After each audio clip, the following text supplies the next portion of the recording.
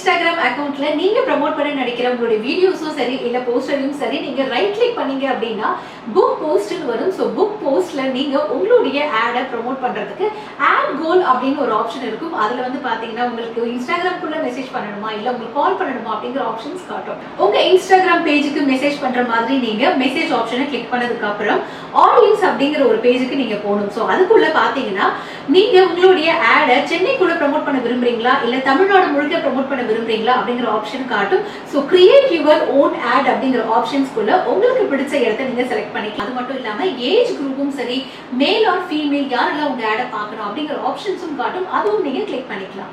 அடுத்ததா budget and duration அப்படிங்கிற option காட்டும். அதுக்குள்ள போயிட்டு 1 டேல இருந்து 30 டேஸ் வரைக்கும் இருக்கும். உங்களுடைய வசதிக்கு ஏற்ற மாதிரி நீங்க பட்ஜெட்டும் செலக்ட் பண்ணிக்கலாம், நம்பர் ஆஃப் டேஸும் செலக்ட் பண்ணிக்கலாம். உங்க பட்ஜெட்க்கு ஏற்ற மாதிரி நம்பர் ஆஃப் டேஸ்க்கு ஏற்ற மாதிரி நீங்க பேமெண்ட்டை சூஸ் பண்ணி செலக்ட் பண்ணிக்கலாம். ஒன்ஸ் பேமெண்ட் பண்ணதுக்கு அப்புறம் உங்களுக்கு